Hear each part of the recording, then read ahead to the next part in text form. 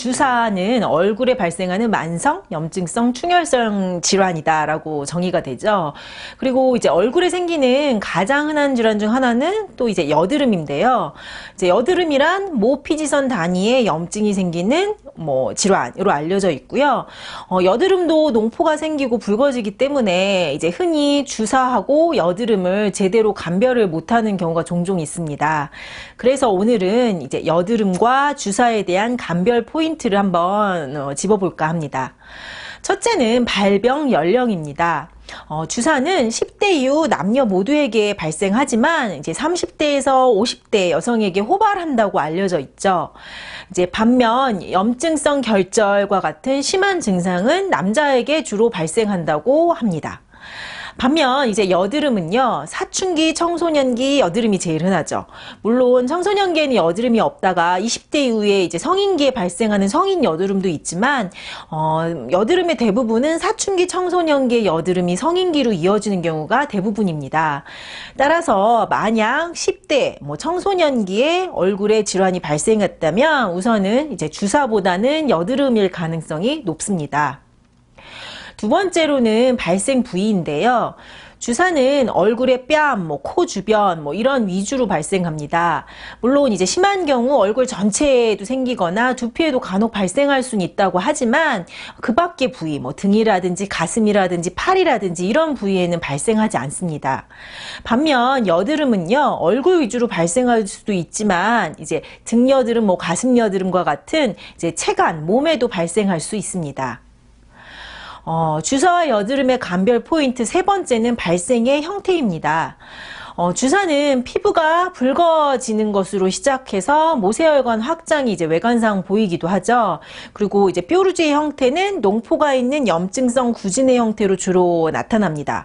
그리고 주사가 이제 심해지면 악화되면 염증성 결절이나 조직의 증식 같은 것들이 동반돼서 피부 표면이 울퉁불퉁해지면서 딸기코라고 흔히 얘기하는 비류를 남길 수도 있습니다. 그리고 주사는 합병증으로 눈 주변에 침입해서요, 눈이 침침해진다거나 뻑뻑해진다거나 안검연, 결막염 같은 안병변이 동반될 수 있습니다. 반면 여드름은요, 대부분 이제 블랙헤드, 화이트헤드라고 얘기하죠. 좁쌀 여드름이라고도 얘기하고요. 이런 면포의 형태에서 시작해서 화농성 구진으로 발전합니다. 그리고 여드름은 이제 모피지선 단위의 염증, 모발 피지선이 같이 있는 곳이 염증이죠. 그렇기 때문에 피지 분비가 많은 곳에서 잘 발생합니다. 따라서 이제 여드름 환자의 피부라면요, 주사 환자의 피부보다는 피지 분비가 좀 더 많을 수가 있습니다. 그리고 이제 여드름은 폐인 흉터를 남길 수는 있지만 조직의 증식을 남기지는 않습니다. 그리고 여드름은 당연히 안과적인 증상은 나타나지 않죠. 주사와 여드름 구분이 좀 되셨나요?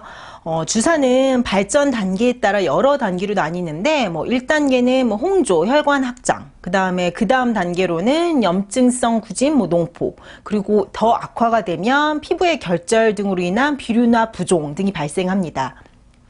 되게 이제 초반 단계, 1, 2단계에서는 여드름으로 주사를 오인하기 쉽기 때문에 치료 시기를 놓치기 쉬운데요. 주사는 진행될수록 치료에 반응을 잘 하지 않기 때문에 초기에 정확한 진단이 반드시 필요합니다. 주사, 이제 서양의학적인 치료법으로는 항생제, 이소트레티노인, 스테로이드, 레이저 치료, 이런 것들을 행한다고 알려져 있지만 성공적인 치료는 쉽지 않다라고 정의합니다.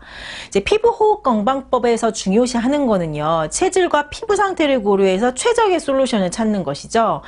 아무래도 이제 주사라는 질환을 치료할 때도 개개인의 체질이나 피부 상태 등을 고려하지 않고 이런 약물들이 루틴하게 처방이 되다 보니까 치료율이 저조한 것 같습니다.